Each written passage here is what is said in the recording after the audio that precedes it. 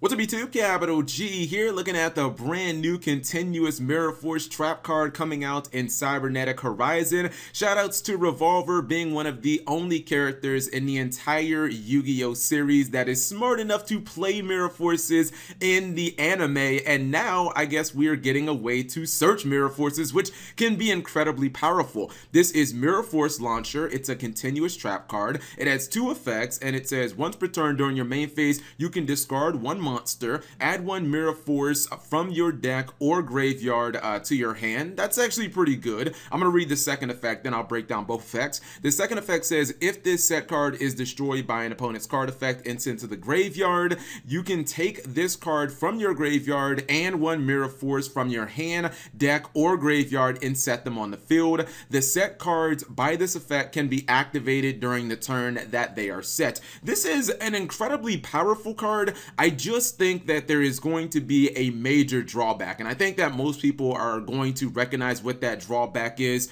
immediately. Let me just talk about the power of the card first. I am one of the players who still thinks that Mirror Force and just battle traps in general can actually be very devastating. I played Mirror Force in my Altergeist deck at YCS Atlanta, and it caught so many people off guard. Nobody expected it. People overextend like crazy this format. They don't even really try to play around them. If you hit them with a regular Mirror Force, or just goodness, like you hit them with a drowning Mirror Force, it can be absolute devastation. So just discarding one of your monster cards that is probably going to be dead and maybe you can't put on the field for a card that could end up taking 4 monsters off of your opponent's field can definitely be worth it. The problem with that is, you guys know Mirror Force has always worked best when your opponent doesn't know it's coming. I mean, yes, there will be some situations where your opponent really can't play around the Mirror Force because obviously Link monsters can't switch to defense mode, so they're always susceptible to them, but there may be situations where your opponent attacks and then they summon. The point that I'm making is, if you can hit your opponent with a Mirror Force when they're not expecting it, that's when you get the most value out of it. And this card, while it gives you the power of the Mirror Force, it takes away the surprise factor, so your opponent will do everything possible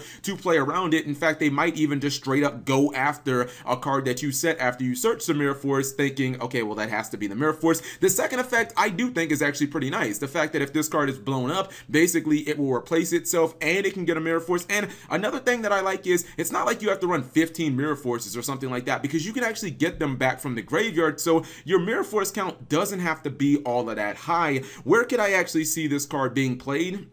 There is one deck that I think that this card is kind of tailor-made for, and that deck is something like Crawlers, or I guess you could really say any flip deck. Any flip decks. You guys know flip decks are inherently super slow, and Crawlers is a deck with a bunch of powerful monster effects, but obviously they take a turn before you can really activate them, so you need to not really get blown out of the water before you have a chance to actually get your Crawler effects activated. And you know, Crawler monsters, they do get a decent level of protection from the field spell.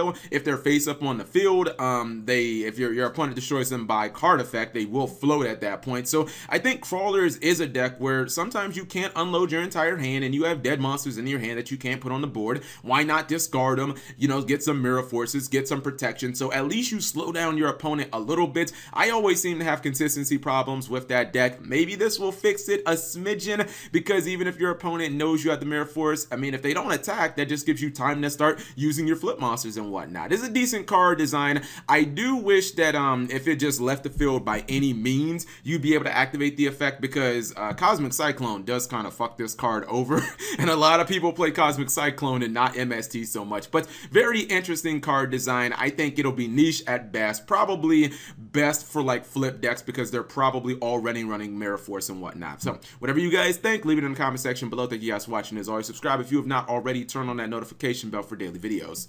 And actually, one thing I want to clarify, because I didn't touch on it earlier, as far as I know, this does only work with the original Mirror Force, which I don't actually think is that big of a deal, because right now, this period of time, I kind of feel like the original Mirror Force is the most versatile, which is why I was running it in my Altergeist. Yeah, a card like Drowning has a higher ceiling, but I don't know, the original is just the most practical right now. Obviously, Quaking can't hit Link monsters, and Storming could potentially put monsters back in your opponent's hand, which is like really bad against pendulums because they can use them as scales and whatnot. So only searching the original Mirror Force, yes, it would have been nice if it searched all of them, but I don't actually think it's that big of a deal.